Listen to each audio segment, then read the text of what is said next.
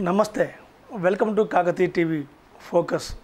ఈరోజు మన Kakatiya TV focus కార్యక్రమంలో Biogreen private limited chairman doctor Krishnaprasad గారు ఉన్నారు.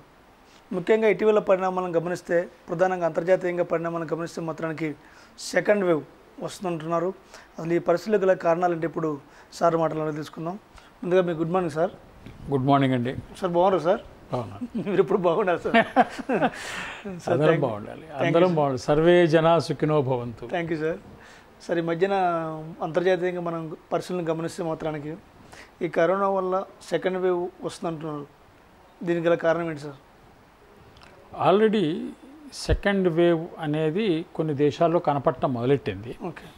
ఫ్రాన్స్లో నిన్న ఒక్కరోజే 31,000 కేసులు రికార్డ్ అయినాయి అని చెప్పారు. చాలా పెద్ద ప్రమాణంలోనే కేసులు రిపోర్ట్ అవుతున్నాయి. ఓకే. ఫ్రాన్స్లో, బ్రెజిల్లో, చాలా దేశాల్లో. ఇది సెకండ్ వేవ్ అనేది రావటం అనేది ఏంటంటే, బహుశా ఈ వైరస్ ఇన్ఫెక్షన్ తాలూకా లక్షణాలు మనం పరిశీలిస్తే మొదట్లో 14 రోజుల్లో దీని లక్షణాలు బయటకు వస్తాయంటున్నారు. తర్వాత అది 28 రోజుల దాకా పాకింది. ఇంగ్లాండ్ వాడు ప్రకటించిన clinical study report on remdesivir వీటిలో చూస్తే కూడా 29 రోజుల తర్వాత కూడా ఇన్ఫెక్షన్ కంటిన్యూయేషన్ కనపడింది. ఓకే. కొన్ని మందులు వాడిన తర్వాత మందులు బదులు ప్లెసిబోస్ వాడితే ఈ రెండింటి మధ్యలో వ్యత్యాసం ఏమిటి అని చెప్పి పరిశీలన చేసిన ఇంగ్లీష్ వాళ్ళ, బ్రిటన్ వాళ్ళ క్లినికల్ అనాలిసిస్ చూస్తే 3% కనపడుతుంది పురోగతి. అంటే కొన్ని మందులు వాడితే మందులు వాడకుండా ఉన్న వాళ్ళ మధ్యలో బాగైన వ్యత్యాసం 3% కనపడుతుంది. ఓకే. ఇలాంటి అంశాలన్నీ కూడా మనం దృష్టిలో పెట్టుకోవాలి. అంటే ఏంటంటే, ఈ వైరస్ ఇన్ఫెక్షను ప్రపంచానికి తెలియటం జరిగి దాదాపుగా 10 నెలలు కావస్తుంది. అంటే డిసెంబర్ 30న చైనా వాళ్ళు రిపోర్ట్ చేశారు WHO నుంచి. ఆ లెక్కన మనం తీసుకుంటే కానీ దాదాపు 10 నెలలు వస్తుంది.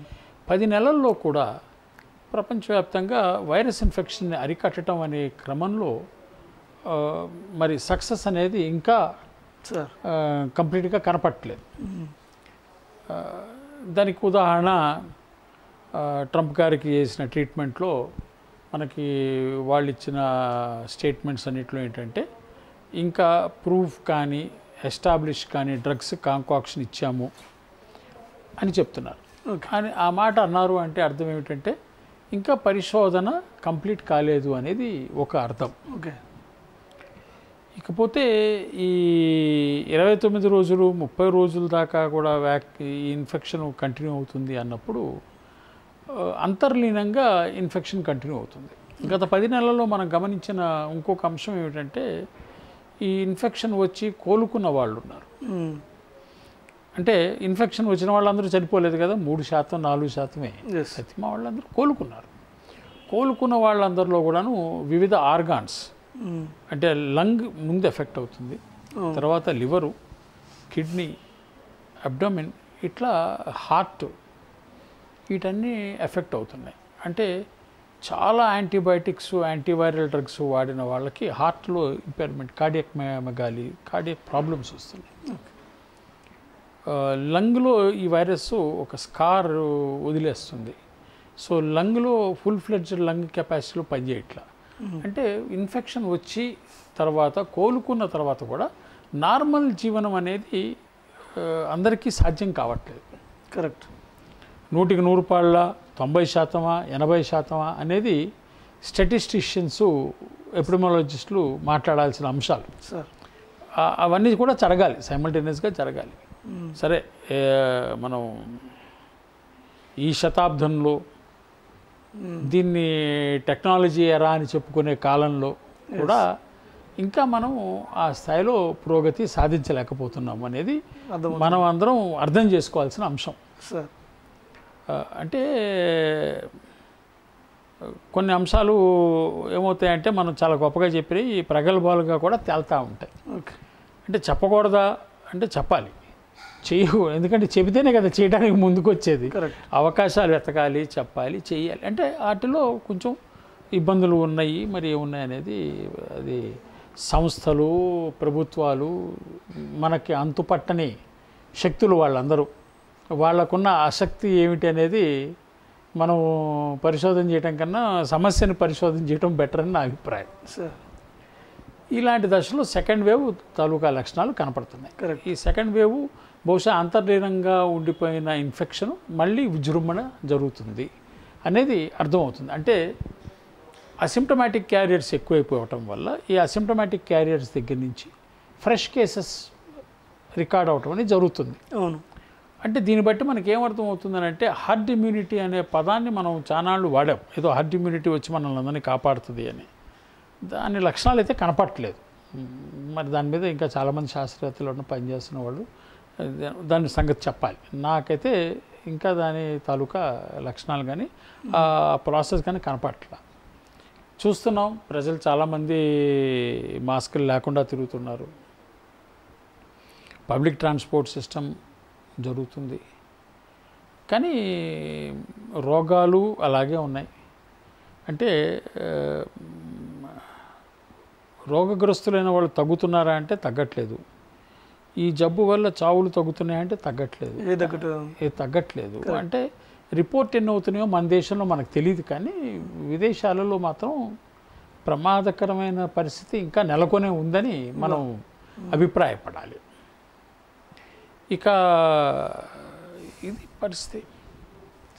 దీన్ని అధిగమించాలంటే మరి ప్రభుత్వాలు అందరూ పూనుకోవాలి. అంటే కొన్ని పనులు ప్రభుత్వాలే చేయగలవు. సంస్థలు, ప్రైవేట్ సంస్థలు, ఇప్పుడు మనం ఉన్నాం, మనం చాలా చిన్నవాళ్ళం. మనం పరిశోధన చేయగలం, మనం ఇది బాగుంది అని చెప్పగలం. ఎందుకని మనకున్న శక్తి పరిశోధన శక్తి. కరెక్ట్. మనకు అంతకుమించి శక్తి లేదు.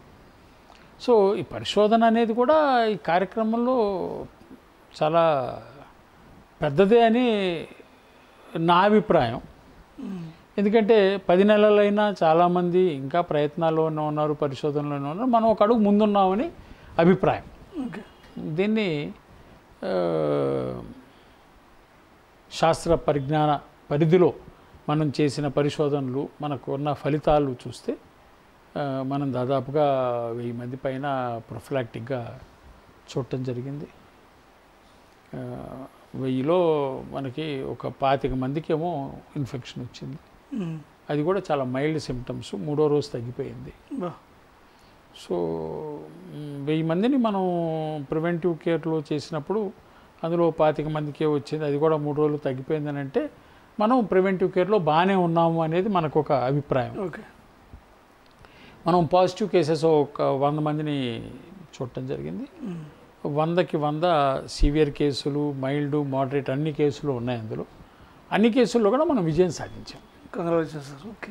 అన్ని కేసుల్లో కూడా విజయం సాధించాం. అంటే జాగ్రత్తగా మన ఐటీ టీం వాళ్ళు, ప్రతి వాళ్ళ మెడికల్ టీం వాళ్ళు, నాన్ మెడికల్ టీం వాళ్ళు కలిసి అందరి రికార్డ్స్ సేకరించి చూసిన తర్వాత మనం విజయం సాధించాము అనేది మనకి అర్థమవుతుంది. కాబట్టే మనం క్లినికల్ ట్రయల్స్ రిజిస్ట్రేషన్ చేశాము.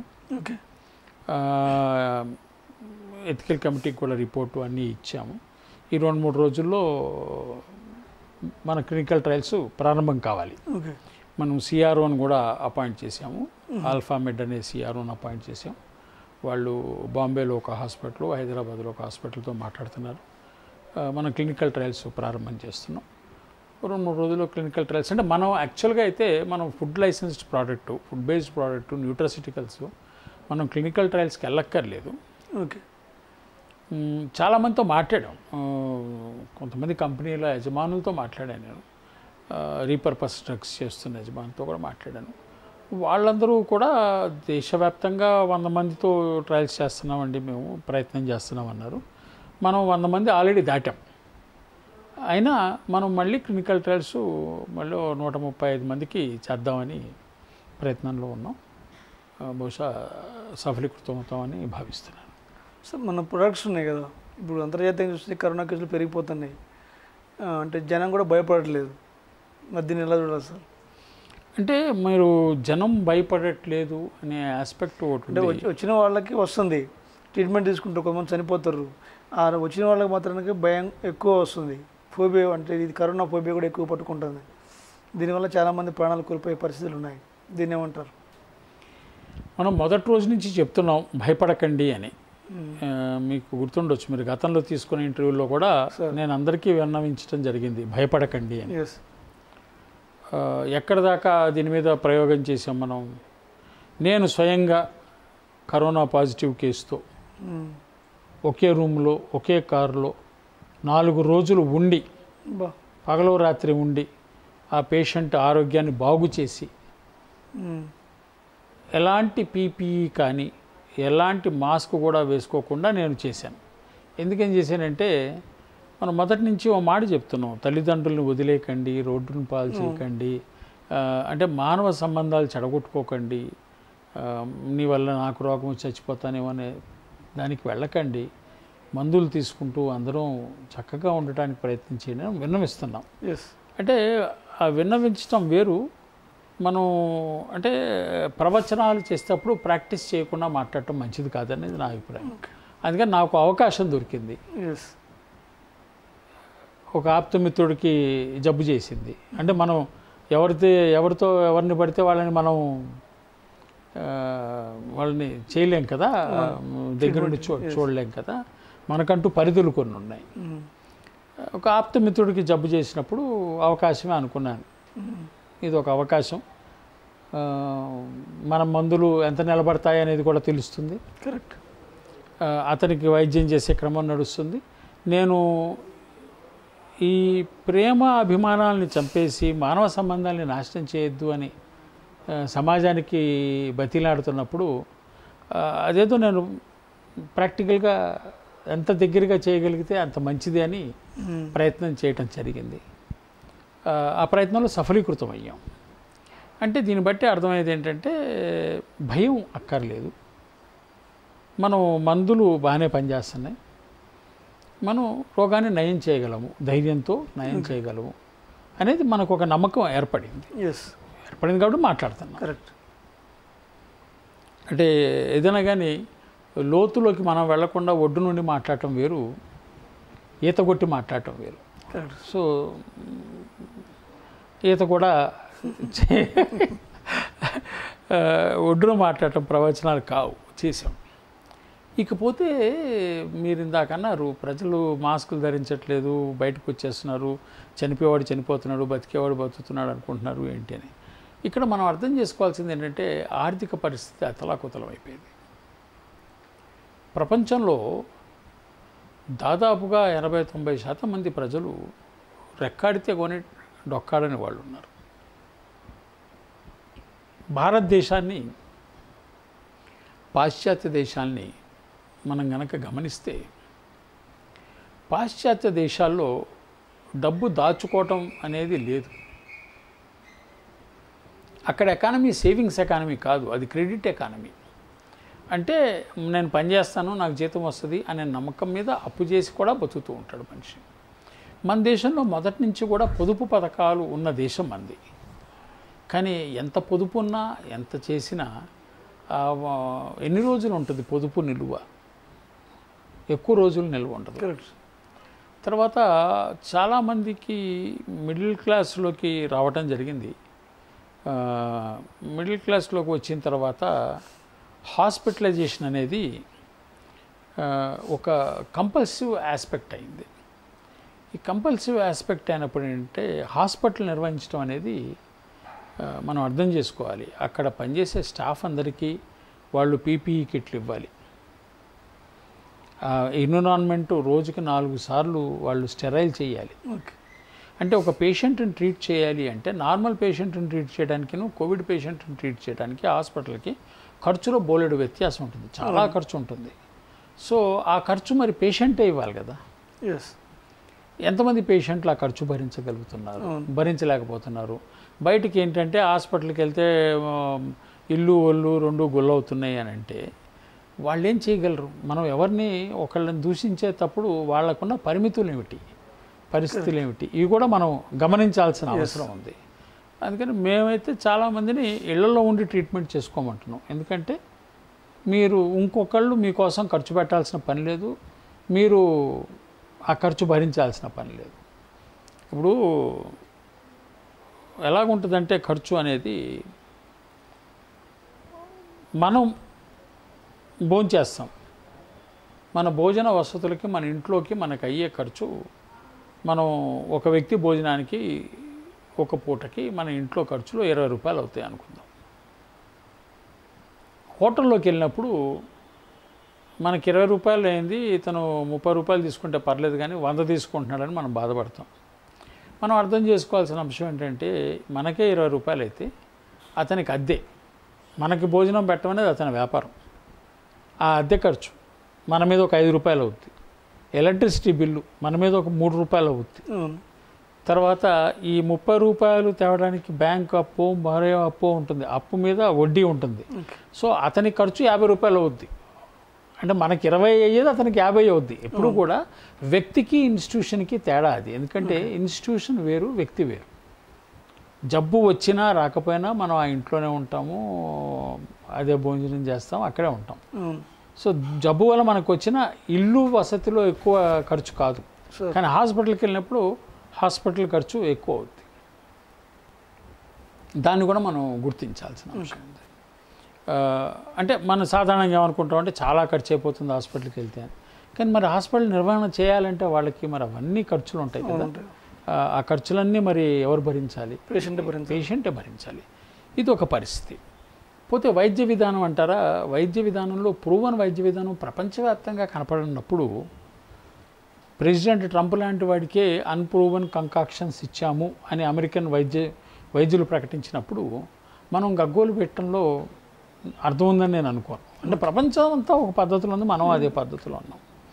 ఇక ఆర్థిక విధానంకి వచ్చేటప్పటికల్లా ఏమైపోయిందంటే ఈ సేవింగ్స్ ఎకానమీలో ఉన్న మనకి ఓ వారం 10 రోజులు నెల రోజులు మనం ఇంట్లో ఉండి అన్నం తినమంటే తినగలం, కానీ ఆ తర్వాత మన వల్ల కాదు. సో ప్రపంచవ్యాప్తంగా అదే సమస్య. నిరుద్యోగ సమస్య పెరిగిపోయింది, ఆర్థిక పరిస్థితి చాలా దారుణంగా తయారైంది, ప్రజల జేబులో డబ్బులు లేని పరిస్థితి వచ్చింది, భోజనానికి కూడా కష్టమైన పరిస్థితి వచ్చింది. కాబట్టే కదా కొన్ని కోట్ల మంది వలస కార్మికులు ఎక్కడెక్కడి నుంచో వాళ్ళ ఊళ్ళకి వెళ్ళిపోవటం జరిగింది, ఉపాధి కోల్పోవటం వల్ల.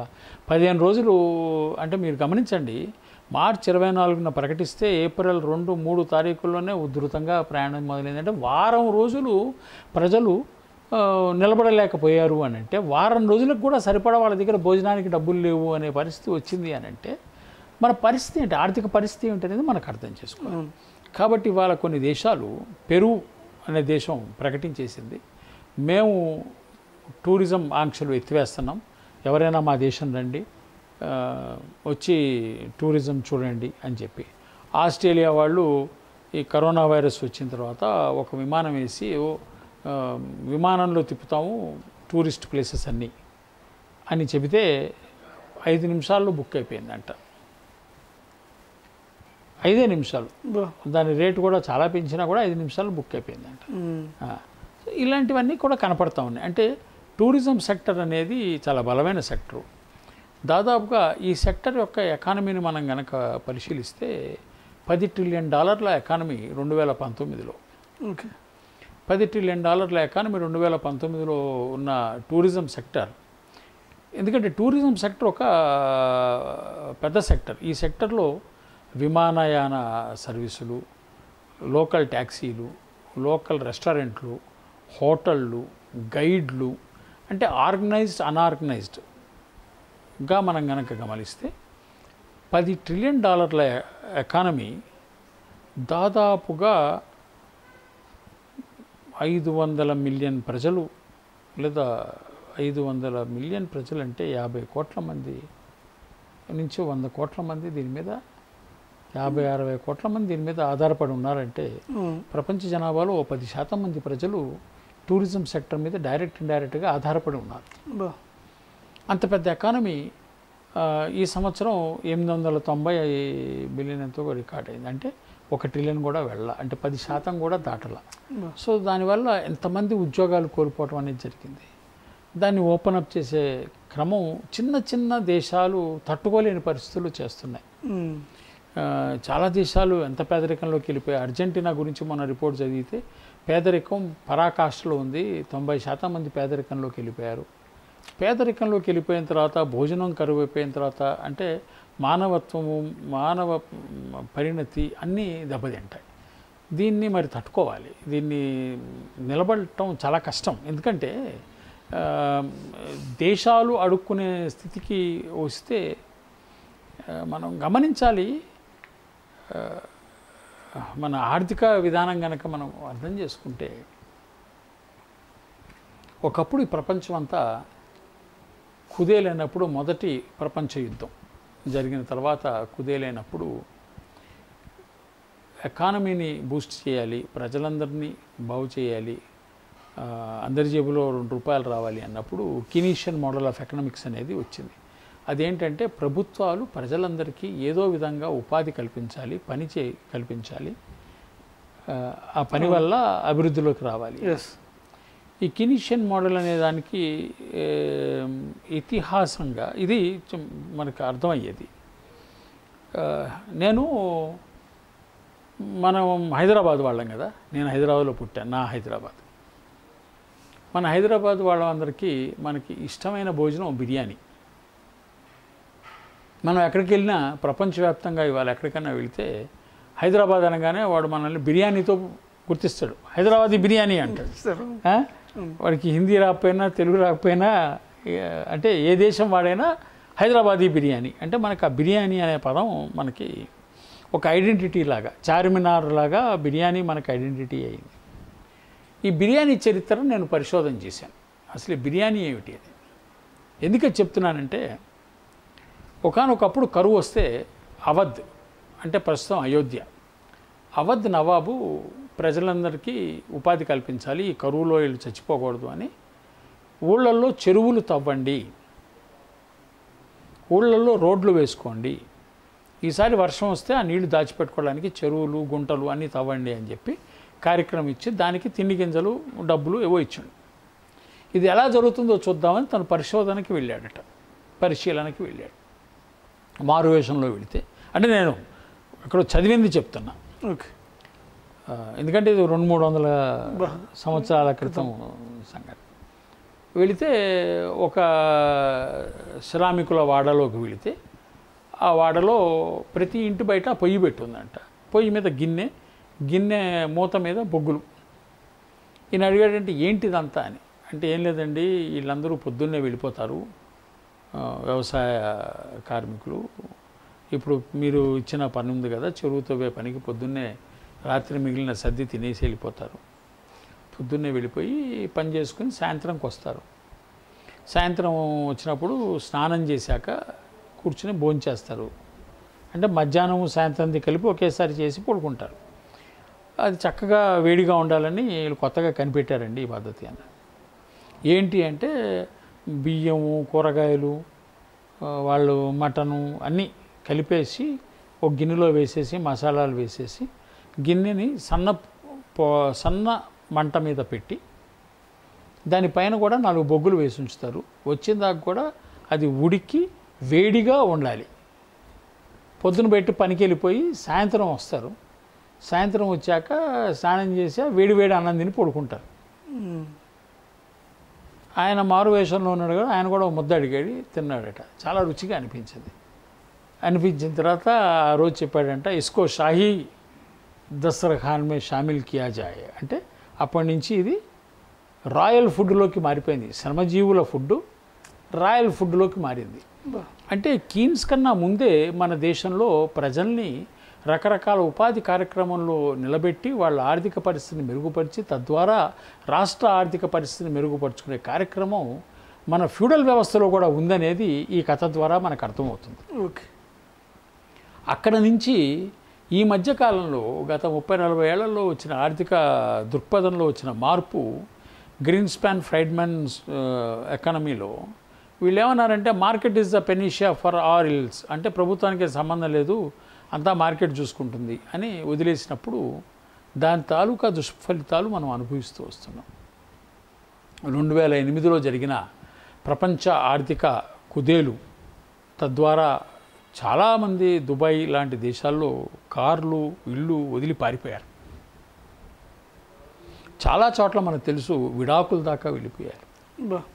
కుటుంబాలు చిన్నాభిన్నమైపోయినాయి. ఎందుకని అయిపోయినాయి అంటే ఒక చక్కటి సమగ్రమైన వ్యవస్థ నుంచి ఎవరి తిప్పలు వాళ్ళు పడాలి అనే వ్యవస్థకి రావటం వల్ల, అంటే విడిపోయి పరుగు పందెంలోకి రావటం వల్ల జరిగిన అనర్థాలు ఇవి. ఇవన్నీ మనం దృష్టిలో పెట్టుకుంటే కనుక ఇవాళ ప్రపంచ దేశాలన్నీ కుదేలైపోయి ఎలాగా మన అభివృద్ధి చెందాలి అని ఉన్నారు. ఎందుకని ఇవాళ ఒకప్పుడు ఏంటంటే ఒకడు ఇంకొకడిని ఆదుకునేవాడు, ఇవాళ ఎవరిని ఆదుకునే పరిస్థితులు లేదు. కాబట్టి మనకు వ్యక్తిగతంగా కనపడుతున్నప్పుడు ప్రభుత్వాలు కూడా ఆదుకోవటం అనేది లేదు. కాబట్టి ప్రభుత్వాలు తమ ప్రజలను ఆదుకోలేని పరిస్థితి, ప్రభుత్వాలను ఆదుకోలేని పరిస్థితి.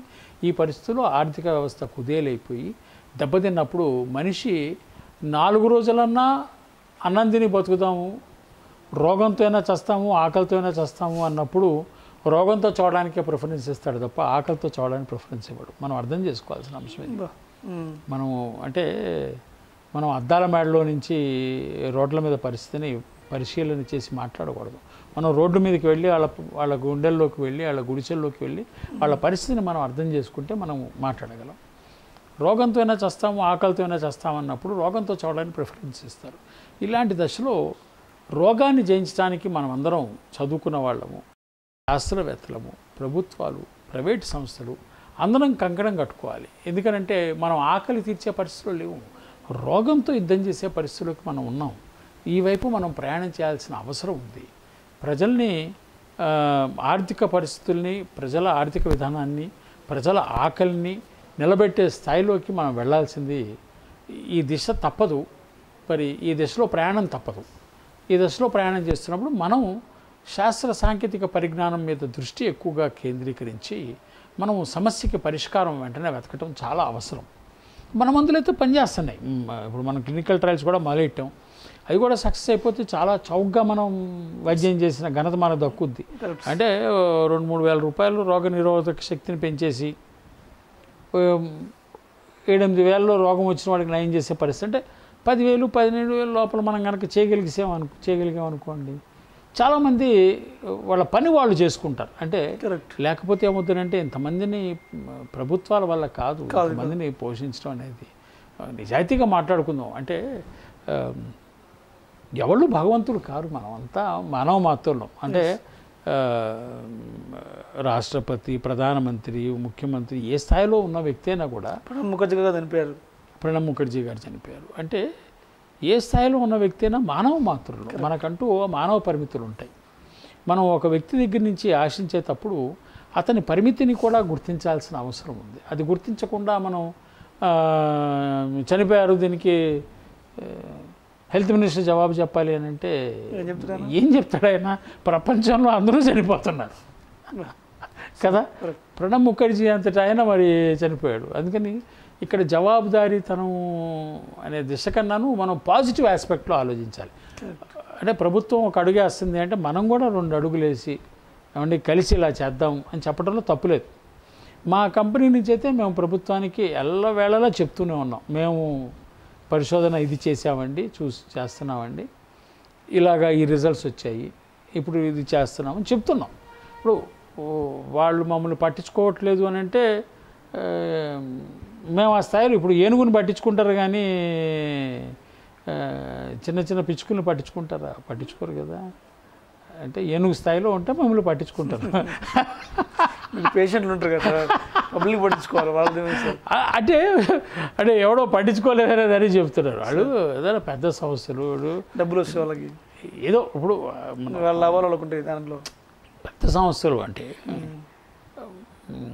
అది ఎవరికైనా కానీ కంట్లో. ఇప్పుడు మనం మామూలుగా రోడ్డు మీద వెళ్తుంటే మరి పిచ్చుకలు, పావురాలు ఇవన్నీ చాలా ఉంటాయి. ఇవన్నీ మనం పట్టించుకుంటామా? మనకి ఏనుగు వస్తే అడ్డం ఆగిపోతాం కదా. సో అందుకని నేను దాని గురించి కూడా ఎవరిని తప్పు పట్టట్లేదు. వాళ్ళ దృష్టిలోపాన్ని మనం దృష్టిలోపం అనకూడదు. మన ప్రయత్నం మనం చేస్తున్నాం. కరెక్ట్, మన ప్రయత్నం మనం చేస్తున్నాం. మన సంఖ్య చెప్తుంది, మన పేషెంట్లు చెప్తున్నారు. మనం శ్రమ చేయటం అయితే ఆపాల్సిన అవసరం లేదు. మనల్ని పని చేయకుండా అయితే ఆపలేదు కదా. ఆపలేదు. జూన్ 4న భారత ప్రభుత్వం చెప్పింది మీ వంతు కర్తవ్యం మీరు చేయండి, మీరు మందులు అభివృద్ధి చేయండి, మీరు పేషెంట్లను రక్షించండి అని వాళ్ళు నోటిఫికేషన్ ఇచ్చారు. మనం లాపలేదు కదా, మనం లాపితే మనం బాధపడాలి. మనం ఒకటే మీరు ప్రకటించుకోవద్దు అన్నారు, ప్రకటించుకో. ఇప్పుడు మనం క్లినికల్ ట్రయల్స్కి వెళ్తున్నాం. ఎందుకని వెళ్తున్నాం? మనకు అవసరం లేకపోయినా వెళ్తున్నాం, ప్రకటించడానికి వెళ్తున్నాం, భయపడకండి అని చెప్పడానికి వెళ్తున్నాం. ఓకే సార్, ఇప్పుడు మరి ప్రధానంగా చూసుకుంటే మన బయోగ్రీమ్ ప్రైవేట్ లిమిటెడ్ ద్వారా ఈ కరోనా చికిత్సకి ఎటువంటి మందులు ఉన్నాయి మన దగ్గర? ఎన్ని రోజుల్లో తగ్గే అవకాశం ఉంటుంది? మనం ఇప్పుడు దాకా చేసిన పరిశోధనలో ఏమిటంటే రోగం వచ్చిన వాళ్ళు వారం నుంచి 10 రోజుల్లో తగ్గిపోయిందండి. ఈ రోగం 29 రోజులు కూడా ఉంటుంది అనేది లండన్ వాళ్ళ రిపోర్ట్స్లో ఉంది. కాబట్టి చాలామందిని చూసాం. కాబట్టి 10 రోజుల్లో తగ్గింది మన మందు వల్లే తగ్గింది అనేది 100% గ్యారంటీగా చెప్పచ్చు. మన మందులో ఏముంది అనే అంశాన్ని national institute of pharma education and research Kolkata వాళ్ళు పరిశోధన చేసి చెప్పారు. ఇప్పుడు దాకా ఉన్న మందులు అన్నింటిలో కన్నా మన మందు చాలా మెరుగైంది. ఎందుకంటే కరోనా వైరస్ ప్రోటీన్స్లో 46 ప్రోటీన్స్ని అరికట్టి దాన్ని తీసుకొని శరీరం నుంచి బయటికి వెళ్ళే కెపాసిటీ మన మందుకుందని వాళ్ళు నిర్ధారణ చేశారు. మనం చెప్పడం వాళ్ళు చెప్పారు. ఈ మందు మనం తయారు చేయడానికి కారణం ఒక 5-6 ఏళ్ల క్రితం జరిగిన ప్రపంచవ్యాప్తంగా వివిధ పరిశోధనలు. ఆ పరిశోధనలు వాళ్ళు చేసిన ప్రయత్నాల్లో నుంచి మనం తీసుకుని మనం దాన్ని మెరుగుపరుచుకుంటూ వచ్చాం. ఎందుకంటే మనం కూడా శాస్త్ర పరిజ్ఞానంలో ఉన్నాం కాబట్టి. అంటే ఆద్యుణ్ణి నేను కాను అని నేను చెప్తున్నాను. నేను దీన్ని క్రోడీకరించిన వాడిని. ఎంతోమందికి శ్రమ చేశారు. ఆ శ్రమని ఒక పద్ధతిలోకి తీసుకొచ్చి ఒక ప్రోడక్ట్ రూపంలోకి దాన్ని డెలివరీ చేశాము. ఈ ప్రోడక్ట్ని ఎవాల్యుయేషన్ చేయడం జరిగింది. చేశాక ఇందులో కెపాసిటీ ఉందని నైపర్ వాళ్ళు ప్రకటించారు. తద్వారా మనం గవర్నమెంట్ ఇచ్చిన నోటిఫికేషన్ ప్రకారం మనం చూడొచ్చు అన్నప్పుడు మన దగ్గరికి వచ్చిన పేషెంట్లందరినీ మనం నయం చేయడానికి ప్రయత్నం చేశాం. దాదాపుగా 100 దాటింది మన సంఖ్య. రోగం వచ్చిన వాళ్ళు వారం 10 రోజుల్లో రోగం నయమైపోయింది. మనం డిసీజు వచ్చి వెళ్ళిపోయిన తర్వాత జరిగే ఆఫ్టర్ ఎఫెక్ట్స్ ఏవైతే ఉన్నాయో లంగ్ ఇన్ఫెక్షను, లివర్ ఇన్ఫెక్షను లాంటివి కూడా మనం నయం చేయడానికి ప్రయత్నం చేసాం. అందులో కూడా సఫలీకృతులం అయ్యాం. కంగ్రాట్స్. సో ఇది మన పరిస్థితి. ఇప్పుడు క్లినికల్ ట్రయల్స్ మొదలుపెట్టాం.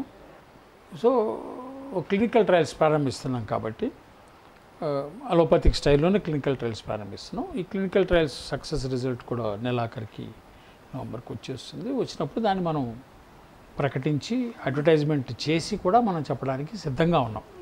మనం ఇప్పటికీ ప్రభుత్వాల్ని, ప్రభుత్వమే కదా, మనం చెప్తున్నాం ప్రభుత్వాలకి, మనం వినతి పత్రాలు సమర్పిస్తున్నాం. అయ్యా మేము ఈ ప్రగతి సాధించాము, ఈ ప్రగతిని మీరు దృష్టిలో పెట్టుకుని ముందుకు తీసుకెళ్ళండి అని. అలాగే వివిధ దేశాలతో కూడా మాట్లాడటం ప్రారంభించాం. ఎందుకంటే ఈ టూరిజం అనే ఎకానమీని డెవలప్ చేస్తే కనుక ప్రపంచవ్యాప్తంగా ఎకనామిక్ బూస్ట్ అనేది కొంచెం లభిస్తుంది.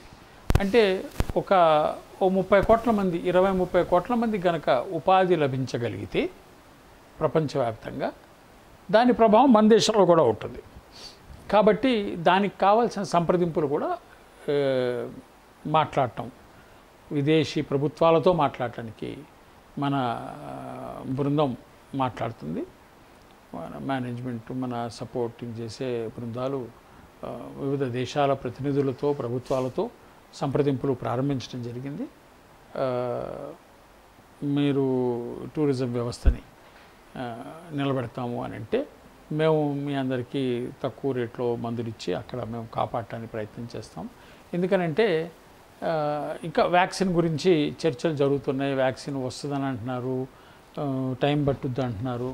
దాని గురించి ఇంకా ఎక్కడ ఒక మంచి ప్రస్ఫుటమైన సమాధానం లేదు. కాబట్టి ఈ దశలో ప్రొఫిలాక్టిక్ కేర్ అంటే ప్రివెంటివ్ కేర్ కింద మన మందు 1000 మందికి ఇస్తే అందులో 25 మందికి 3 రోజుల్లో తగ్గిపోయే మైల్డ్ ఇన్ఫెక్షన్ వచ్చిందని అంటే మనం ప్రివెంటివ్ కేర్లో బాగానే సక్సెస్ అయ్యామని మనం ప్రకటించుకోవచ్చు. 2000 రూపాయలు, 3000 రూపాయలు మనం ప్రివెంటివ్ చేసి సక్సెస్ అయ్యామనుకోండి, చాలామందికి మనం పోలీసులకి, నర్సులకి, శానిటరీ వర్కర్స్కి వీళ్ళందరికీ కూడా మనం ఈ మందులు ఇవ్వచ్చు. అంటే తక్కువ రేట్లో మనం ఈ మందులు ఇవ్వచ్చు. 90 రోజులు, 100 రోజులు కనుక వాళ్ళని మనం కాపాడామనుకోండి, వాళ్ళ ఇమ్యూనిటీ సిస్టమ్ డెవలప్ అయిపోతుంది. సో ఇమ్యూనిటీ సిస్టమ్ డెవలప్ అయినప్పుడు వీళ్ళు అంటే ఈ పారిశుద్ధ్య కార్మికులు, పోలీసులు, ఈ హాస్పిటల్ కార్మికులు వీళ్ళందరూ చాలా హై రిస్క్ జోన్లో ఉంటారు. వీళ్ళందరినీ మనం కాపాడగలిగితే ఎకానమీ బూస్ట్ అవ్వడానికి, ఎకానమీ స్టెబిలైజ్ అవ్వడానికి, ఆర్థిక పరమైన అరాచక వ్యవస్థ ఏర్పడకుండా అరికట్టడానికి మనం దోహదపడిన వాళ్ళం అవుతామని చెప్పేసి మా పరిశోధన ఫలితం ఇస్తుందని చెప్పేసి ఇదో పెద్ద బృహత్ యజ్ఞం. ఇందులో నేను సైతం ప్రపంచాగ్నికి సమిధను ఒక్కటి సమర్పించాను అన్నట్టుగా నేను సైతం విశ్వశాంతికి పౌరాన్ని ఎగురవేశాను అన్నట్టుగా ఈ మహా కార్యక్రమంలో నేను సైతం పాత్ర నిర్వహిస్తున్నాను. Okay, thank you very much sir. ఖచ్చితంగా మరి కరోనా నేపథ్యంలో మనం బయోగ్రీన్ ప్రైవేట్ లిమిటెడ్ ద్వారా మేము కూడా దగ్గరుండి చూస్తున్నాం, చాలామందికి నయమవుతుంది. ఖచ్చితంగా మన అన్నిటికీ మన ప్రొడక్ట్స్ అన్నిటికీ పర్మిషన్ వస్తే మార్కెట్లోకి వెళ్తే చాలా మంచిగా ప్రజలకు కూడా ఉపయోగం ఉండే అవకాశం ఉంటుంది. ఆ దిశగా మన ప్రయత్నం కూడా సఫలీకృతం కావాలని కోరుకుంటున్నాం sir. Thank you very much sir. Hello everybody, this is Lipsika. Please subscribe to Kakatiya TV. Please subscribe to Kakatiya TV. Please subscribe. Push subscribe. Please subscribe. Hi, nenu RJ Kajal. Subscribe to Kakatiya TV. Chala interesting updates and interesting content untundi Kakatiya TV lo. So definitely ga subscribe cheskondi and kinda kanipustunna bell icon ni kuda meeru nokkite meeku instant ga upload chesina ventane notification kuda vastundi kabatti do subscribe.